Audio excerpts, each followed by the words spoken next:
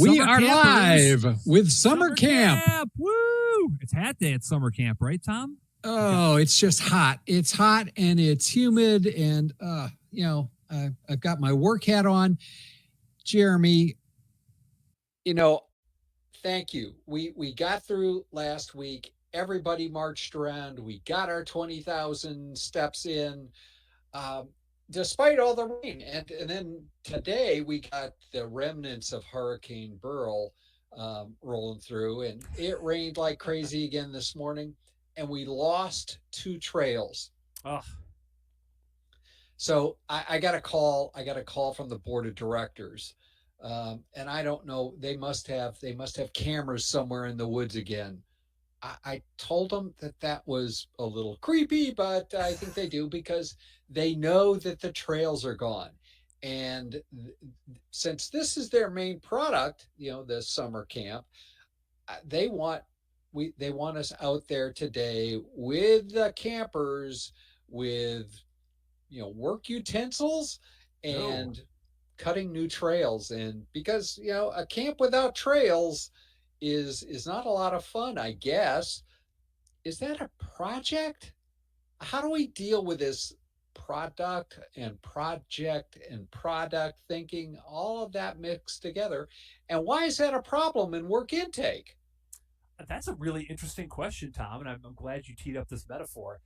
I think in our case, the trails we need to dig align pretty nicely to our product, which is summer camp. So I think in this case, our building of the trails is only going to enrich our overall product experience. So I'm thinking about this whole trail thing. Yeah, it's probably a point in time that we'll spend doing it initially. But again, I think this ties in very nicely to thinking about our summer camp as a product. And ultimately, what we might end up doing is build more trails in the future if we have more demand, if we have more people interested in trails, if we come up with a new awesome route through the woods, we can maybe even add on to that. So I'm thinking about this as a product. What about you? I'm thinking that we could do, especially after the summer camp season, right when all of the people go away, we could actually use all of these wonderful trails for an outdoor sort of mud or try some sort of race through the woods, through the lake, especially when it gets down to about 32 degrees in the lake. It would be really bracing. So all of that's good. It extends the value of the land, the product in itself. So yeah, I see it being linked. We're dealing with the 8 work intake problems in for summer camp, and we've talked about the differences in goals. We've talked about needs outstripping supply, pay practices. The number 4 today, we're hitting product versus project thinking. And those are two very different um, sets of assumptions that people make. And they have an impact on work intake. Would you call the mindsets, Tom? Would you use that somewhat loaded word to describe product thinking Well, and project I thinking? back here is I'm stepping out of the humidity and the heat and sitting here in the library. And Carol Dweck's book Mindsets is back here. Hmm. I do think it's a mindset, and it does cause people to have different behaviors. I'll go back, before we dive into the nitty gritty and tell a story. So over my career, I have managed people and done a lot of different projects over time, right? So once upon a time, we were doing a very large, data warehouse project, and lo and behold, I got to manage that project because they all of the project management team, the PMO, actually disappeared during lunch. Oh, I think, well, as I later learned, um, they spent the budget, sort of inappropriately. There was no, we could get all the data into the warehouse. There was no mechanism to actually do any reporting or Oh, any feeding to anything else. So it was sort of data goes in and but nothing comes out, and that was, I think that was sort of a problem. The whole idea, right, is that we then carved off a phase two and a phase hmm. three. It was we were doing project thinking. We had to deliver something on this date, and we taught some people, some SQL and things like that, so that they could get something out. Yeah. But we delivered something, and then we did a second phase, and and lo and behold, we had to go get budget for that and all that. It wasn't a product thought process. It was a, we have a date, we have to hit that date, we have to do something, and then if there's more money, perhaps we can carve up another project out of that. And that was a problem. Yeah, let's take a look at the tail of the tape then between project thinking and product thinking. This when I put the slide together, it reminded me of like the thing that you see with boxers, reach and speed and weight and height and all that kind of stuff. But I think this is a really good breakdown of some of the things that Tom tried to describe there on that last slide with the story that he told you. And so it's that project thinking way of working is very much, in my opinion, tied to delivery of specific things and is tied to funding. But notice that bullet point below about stakeholder perception. I think that's a huge one that we can spend a little bit of time unpacking here on this call. Stakeholders often view projects as their one chance to get things right because they've had maybe some money allocated or some people allocated to do a hunk of work, and so that really promotes some of the perhaps unsavory behaviors that Tom was alluding to a little bit ago, where people try and get things in because they think they only have one opportunity at doing the thing. So have you seen that actually happen in real life? I definitely have seen that happen in real life. I see it happen. I've been involved now with multiple companies that have very long release cycles. So, we try and practice agility at the team level. We do sprints, but at the end of the day, when we release a product or whether it's our flagship product or a new product, we have kind of a waterfall perspective to that, where it's a all of a sudden the product is there or the product is delivered. So obviously opportunities for improvement there. But what inevitably I see happening is as that release date gets closer and closer and closer, people come out of the proverbial woodwork, whether they're product managers, project managers, engineering managers, quality people, people on our manufacturing side, people that realize, hey, maybe there's something in our product that really annoys me that we could do better. Hey, maybe there's something that we could fix on behalf of our customers. And oh, by the way, we're trying to get this thing shipped, let's say, in by the end of the calendar year. The realization sets in at some point that we're not going to ship another one of these things for another year after that. So I better hurry up and get the thing done, or at least request to get the thing done that I want done. Otherwise, I miss that window. And then, of course, people put it on the backlog and it disappears into that black hole. And again, human nature being human nature, as soon as it goes on the backlog, if the answer isn't very directly, it isn't going to happen now or perhaps until next time when you have to jump through. As soon as it goes on there, if it's, well, we'll put it on the backlog and think about it, people think that you're working on it. Oh, So you've yes. set Yes, up they do. expectations. And we'll talk about that whole mess when we talk about yesitis in about a month, won't we, Tom? Of course. That's one of my favorites. So, how do we know when this is happening? Well, we've got the Sherlock Holmes clip art here again.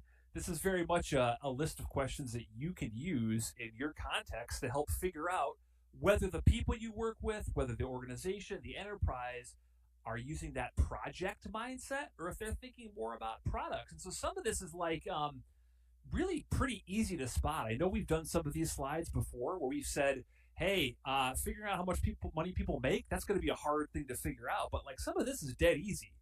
You walk around the office, you talk to people, you have water cooler conversations. Are people using those words project a lot? Are they using the word product a lot? You can infer a lot of this whole mindset stuff from the words you hear people use?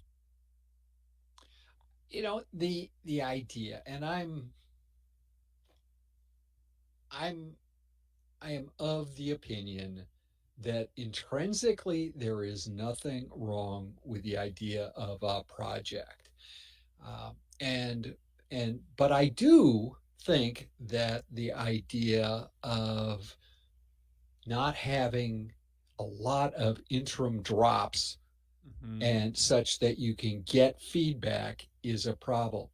So having one size fits all buckets that stuff has to go in, it has to all get called up front, and then you work toward it. I think again that's one of those things that you have to look at. And that takes us down to that second to the last bullet. How are these things funded? Is this, are we funding initiatives? Mm-hmm. Let's do this release, or let's do this feature set, and that's what we're going to fund. And every feature set then has to requalify. Again, that gets us back into that, hey, we've got one bite at this apple, because who knows. I think many of us have been in organizations that as you get toward the third quarter and you start to look for money to Mm-hmm. do that next phase or that next initiative, that becomes harder and harder. So therefore, this initiative funding versus, hey, we're going to fund this product and we're going to do as many of these features as possible over this year or within this calendar year. If it's, hey, we're going to requalify each initiative as it comes, it takes people into that place where they know, even if that's not the message that's being sent, they know that they have to fight for everything and they better get it in first. Yeah, and I'll as you were talking there, I thought about our conversation last week and even a couple weeks ago about short-term thinking and long-term thinking. And I think this ties into it a little bit. I think a lot of the project mentality that I see is very short-term focused. It's not necessarily focused on long-term how to grow products, how to grow enterprises. It's very much we're doing this thing, it's got a deadline, let's try and cram as much stuff as we can into this particular window. Whereas I think with the product like thinking, I think that promotes better long term thinking and better long term conception of where we want our products and enterprises to ultimately go. But Jeremy, I don't have a product. I work on the HR system. Oh, And the HR system isn't a product, it's just a service and some software that we use in the company to actually drive things. So how can I how can I have a product thought process or a thinking perspective versus, we're going to do a whole bunch of little projects or projectettes across the year. well, maybe What's at that example, like your thinking needs to be a little bit different in so much as that you're not in charge of building Workday necessarily, but maybe you're in charge of making the HR processes easier for your internal clients. So maybe your product is not actually a physical piece of software. Maybe it's like a North Starry kind of statement where you're out to make the lives of the people you serve easier. And one of the ways you do this is through making sure that your HR system is configured, streamlined to suit their needs. Do I want to make their life easier, or do I want to get them off my back and get the cameras out of the woods so that I don't have to carve out new trails in the middle of this muck after these storms? Well, cameras in the woods are definitely that might be we probably need permission slips signed for that. You know, I don't know that we asked parents to sign those permission slips when we had campers. I don't know if we had a disclaimer in there about cameras in the woods or not. That might be an HR issue for our camp. So one of the diagnosis questions for people to think about is that whole idea of fixed requirements documents, that everything, people have to call things up front. And I mean, that's been a classic feature of a number of methodologies over the years. And in some cases, it actually might make sense. Does that truly disqualify you if you I know I have to do mailing labels every year at Christmas time to send the all of the wonderful Christmas cards and New Year's cards out that we send to all of our former campers' parents so they pay again. Um, I know we have to do that. We know what those requirements are. Why wouldn't somebody fix those requirements up front and so they can be done? I in some cases the fixed requirements thing does make sense. It depends on your industry. It depends on your business. I think, like all things, it requires some level of context and some level of thought. But I think ultimately, what a lot of enterprises don't do is think longer term about their products and have this product thinking mindset baked into how they operate. I think a lot of them are succumb to the tyranny of funding or the tyranny of the urgent, which I know we're going to talk about next week when we talk about the urgency and importance dichotomy. So, in short, right? Even though you might not think that having a product mindset is important because you're doing support work Mm-hmm. or something along that line, the idea of taking that long-term thinking to thinking of what you're working on as a product, I think shifts you so that you can look at how work is coming to you and say, you know what? I am, I don't have to cram it into this Right. sprint, or I don't have to immediately carve it out as a special case and create a different way of taking it into my Kanban board. I can take it through my normal process because there will be a continued stream of funding for it based on some degree of value. It also means that you have the responsibility to say no, which we'll get to in session 8. Now, we also didn't, maybe before we transition to the next slide and start talking about quotes, we didn't talk about some of the impact that this has on teams and people necessarily.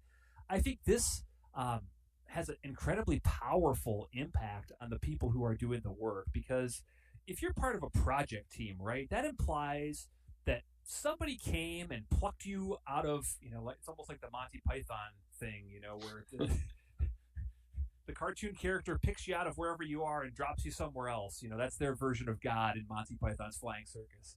But it's like that happens. You get a project team carved together. Maybe you're on a project team, and for a minute you might feel, "Hey, I'm an all star. I've been asked to be part of this project team." But then, when the project winds down, you realize, "Oh my gosh, what's happening? What's going to happen to me? Am I going to get put on another project? Am I going to get laid off? Am I going to need to look for new work?" Whereas if we're thinking about product teams, the implication there is that those are longer standing and they actually have the ability to, spoiler alert, Tom, become a team of people that can Oh do my. effective things. Imagine that. Imagine a team actually getting to work with each other and focus on a stream of work long enough to become a team. I guess that also means that they have to synchronize on goals and a bunch of other things. So I guess that is a spoiler alert. And those are uncomfortable things for people, but that's what being a team is not comfortable necessarily. So another one of the books that as we wrote Mastering Work Intake that we discussed and ruminated on was Mick Kirsten's Project to Product. And obviously that had, pretty heavy influence on us. But yeah, the quote here is software is more like routing airplanes than manufacturing cars. What does that mean to you?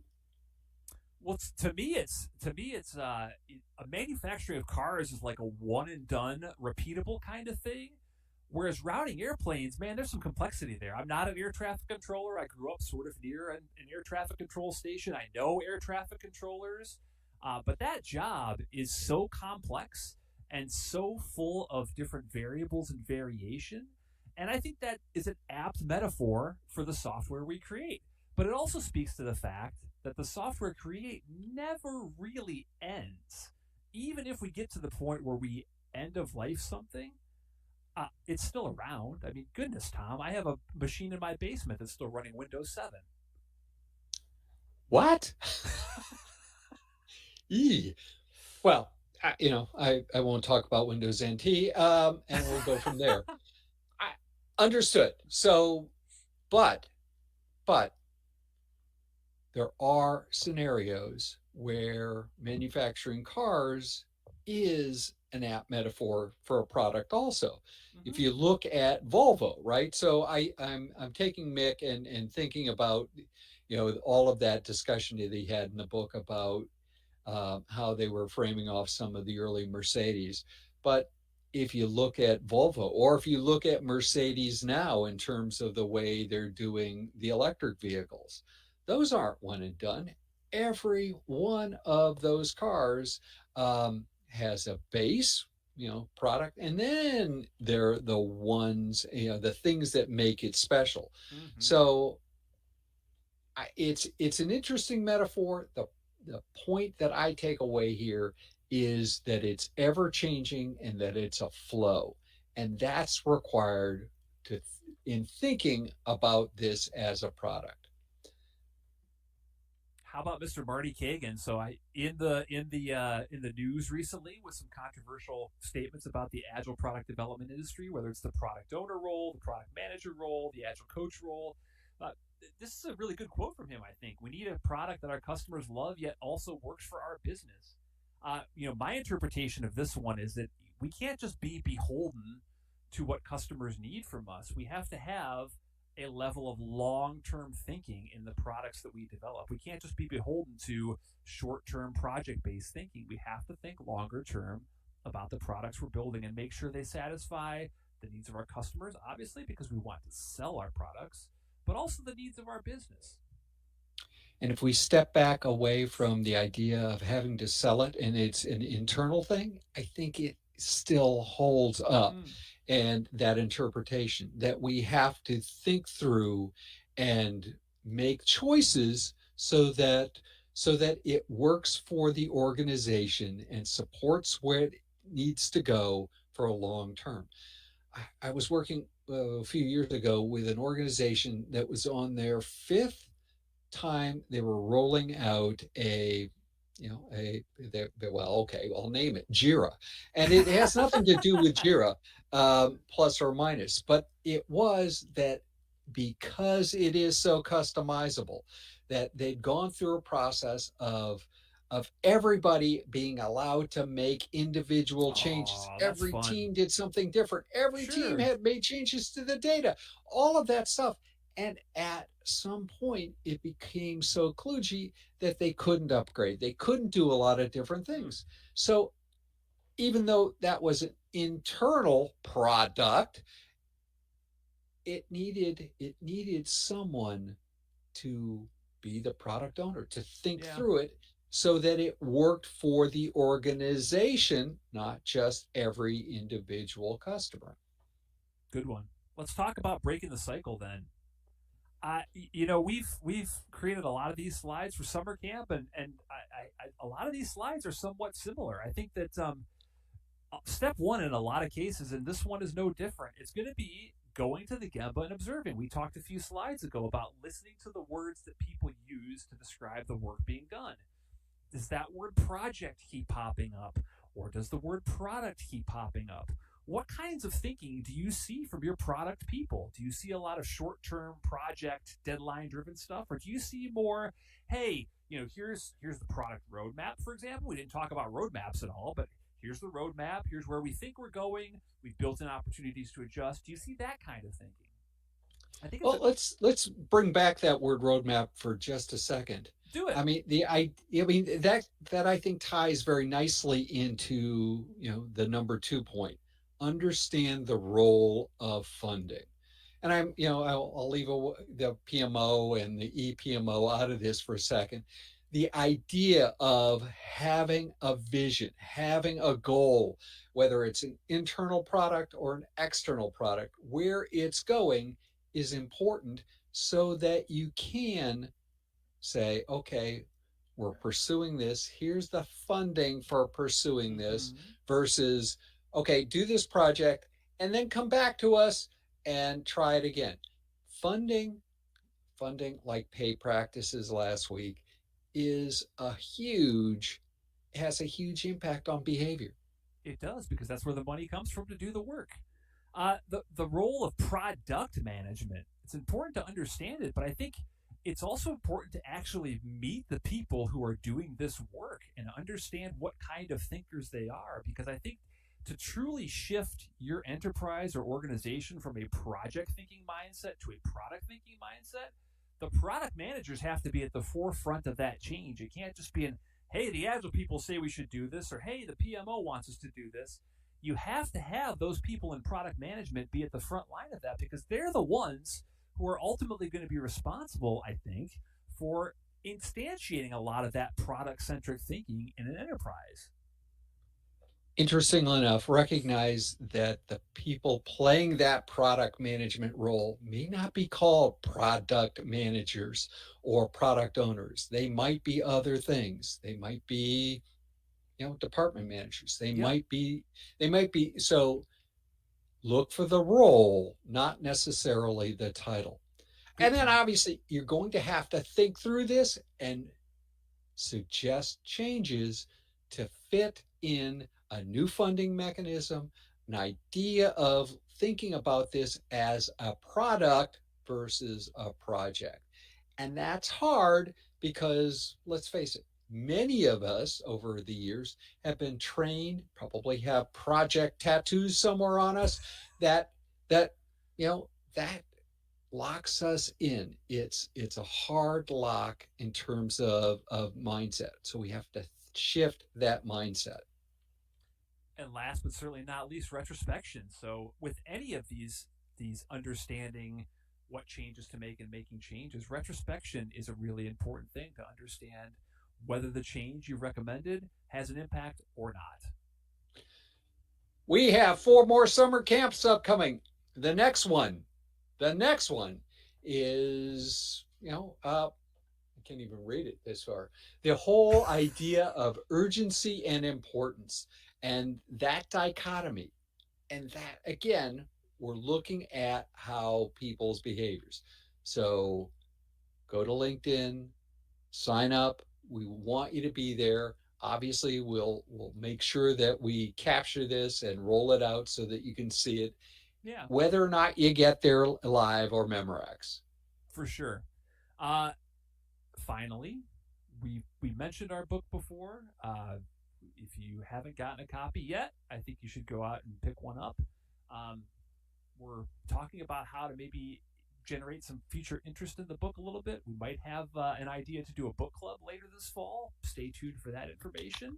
Uh, but also that thing on the right, so that QR code on the right, we've been hosting these cohorts. So these LinkedIn Lives are obviously an opportunity for us to get in and tee off on an individual topic for a half hour or so.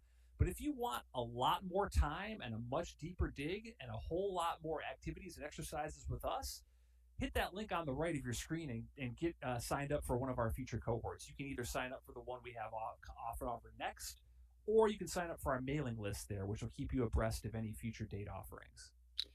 We are looking forward to being with you in a place where you can interact and you can also give us feedback and train us in terms of Yes. mastering work intake. Yeah. So it's time to go dig trails, right? Isn't that what we're off to do? Yep.